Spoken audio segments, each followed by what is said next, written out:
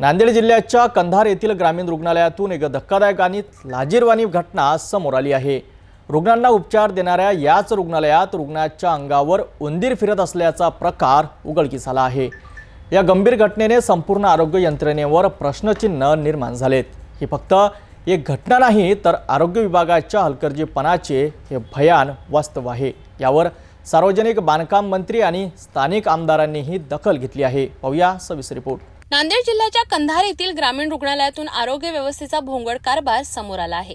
येथे उपचार घेत असलेल्या एका महिला रुग्णाच्या अंगावर चक्क उंदीर फिरत असल्याचा व्हिडिओ सोशल मीडियावर व्हायरल झाला। या घटनेने आरोग्य विभागात खळबळ उडाली। या प्रकरणाची गंभीर दखल सार्वजनिक बांधकाम मंत्री शिवेंद्रराजे भोसले यांनी घेतली। त्यांनी याला चुकीची गोष्ट म्हटलं असून रुग्णालयाच्या देखभालीत झालेल्या दुर्लक्षावर कठोर कारवाई करणार असल्याचे आश्वासन दिले आहे। तसेच स्थानिक आमदार प्रतापराव पाटील चिखलीकर यांनीही जिल्हा शल्यचिकित्सकांना तातडीने कारवाई करण्याचे निर्देश दिले आहेत। मात्र या प्रकरणात रुग्णालयाचे वैद्यकीय अधीक्षक डॉक्टर किशोर कदम यांनी एक अजब दावा केला आहे। ते म्हणाले की रुग्णांनी खाली टाकलेले अन्न खाण्यासाठी उंदीर आले असावेत। हा दावा रुग्णालय प्रशासनाचा बेजबाबदारपणा दर्शवितो।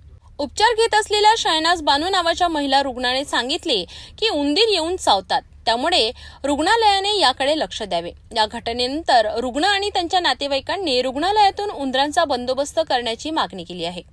आम्ही 2 ते 3 वेळेस स्वच्छता करतो आणि ग्रुपवरती आम्ही GPS कॅमेराद्वारे ग्रुपवर टाकतो।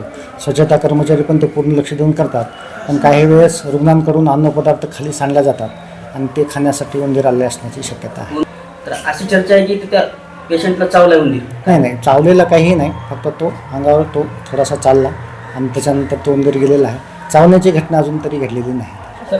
मेंटेनन्स PWDकडं सरकारी इमारतीचा असतोय, बरोबर आहे, आणि आपण म्हणतोय त्याप्रमाणे रुग्णालय वगैरे याचा मेंटेनन्स हा का केला गेला नाही। आता AC साहेबांनी लगेच गेलं रुग्णांच्या जीविताशी जर असं येत असलं तर ही 100% चुकीची गोष्ट आहे आणि याच्यामध्ये सुधारणा झाली पाहिजे। थोडंफार दुर्लक्ष वगैरे या गोष्टीकडे झालं असेल तर 100% जी असेल ती कार्यवाही दुर्लक्ष करणाऱ्या अधिकाऱ्यांवर आम्ही करू। ही घटना केवळ नांदेडची नाही तर राज्यातील अनेक सरकारी रुग्णालयांमधील परिस्थिती दर्शविते।